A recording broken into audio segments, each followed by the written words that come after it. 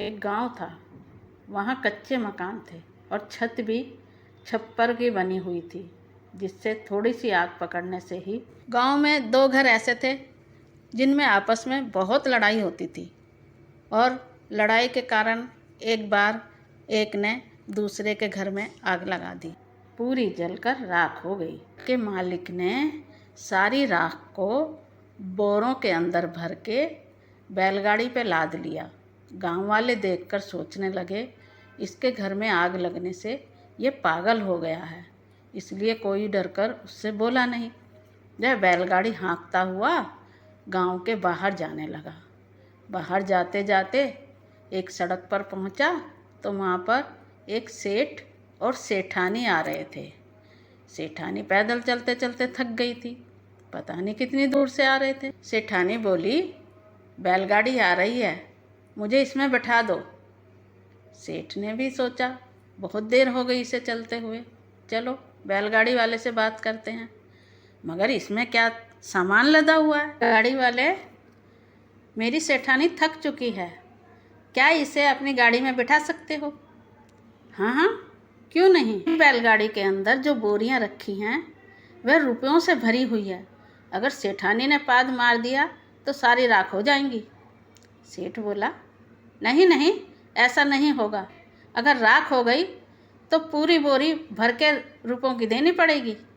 सेठ बोला, कोई बात नहीं, मैं सारी बोरियां रुपयों से भर के दे दूँगा, मगर तुम सेठानी को बैलगाड़ी में बिठा लो। ठीक है, बैठा दो। सेठ सेठानी के कान में फुसफुसाते हुए बोला, ध्यान रखना, कभी ऐसा ना हो बोरी भर के रुपयों की देनी पड़ जाए। सेठानी बोली, नहीं, ऐसा नहीं होगा, और वह बैलगाड़ी के अंदर बैठ गई। बैलगाड़ी वाला चल दिया। वह सोचता जा रहा था, क्या करूं, क्या करूं, क्या करूं। इतने में सेठ का घर आ गया और उसने धीरे से अपने मुंह से ही आवाज़ निकाल दी और बोला, सेठ, तेरी सेठानी ने पाद मार दिया, मैं बोरियां पहले खोल कर देखूंगा, जब ही जाने दूंगा तुम्हें। सेठानी दुहाई देती रही, मगर मैंने तो कुछ नहीं किया, आवाज़ आई थी ना, आवाज़ सेठ ने भी सुनी थी। सेठ बोला, हाँ, आवाज़ तो मैंने भी सुनी थी, मगर चलो देखो तुम अपनी बोरी खोलकर। बैलगाड़ी वाले ने सेठ और सेठानी के सामने बोरियां खोली, मगर सब में तो राख ही भरी हुई थी। अब तो बैलगाड़ी वाला चिल्लाने लगा कि मैं राजा के पास जाऊंगा, क्योंकि सेठानी ने मेरी सारी ज़िंदगी की कमाई पल भर में राख कर दी है, इसीलिए मैं गाड़ी में नहीं बिठाना चाह रहा था।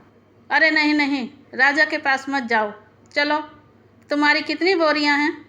मेरी 4 बोरी हैं, मैं चलो चारों बोरी तुम्हें रुपयों से भरकर दे देता हूँ। और सेठ ने घर के अंदर जाकर 4 बोरी रुपयों से भरकर उस गाड़ी वाले को दे दी।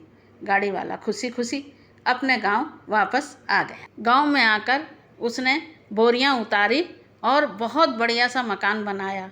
अब तो गांव वाले सोचने लगे, अरे ये राख भर कर ले गया था और इन बोरियों के अंदर ये रुपए कैसे भर के लाया है। पड़ोसी सोचने लगा, मैंने तो इसके घर में आग लगा दी थी और ये घर की राख लेकर गया था, मगर ये रुपये से भरी हुई बोरियां कैसे लेकर आया है।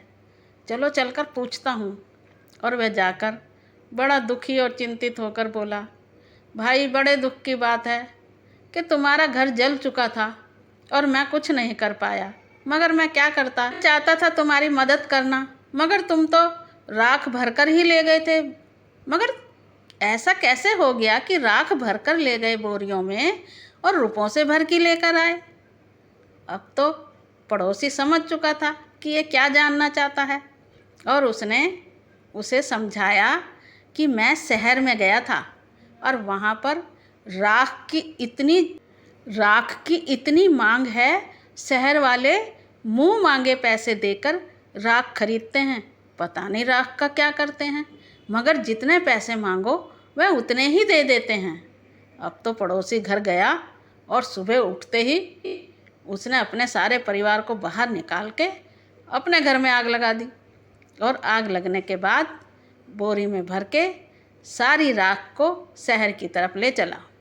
शहर में जाकर अब वह चिल्लाने लगा, राख ले लो भाई, राख ले लो भाई। ज़ोर ज़ोर से हंसने लगे अरे देखो, ये राख बेच रहा है। सारा दिन चिल्लाने के बाद, पूरे शहर में चक्कर लगाने के बाद इतना थक चुका था, कोई भी राख खरीदने को तैयार नहीं है। अब तो उसको चक्कर आने लगे और चकरा कर जमीन पर बैठ गया और सोचने लगा, इसका घर तो मैंने जलाया था, मगर इसने तो मेरे से ही अपना घर जलवा दिया। बुरे के साथ बुरा ही होता। जैसी करनी वैसी भरनी। ये कहानी आपको कैसी लगी कमेंट में ज़रूर लिखिए।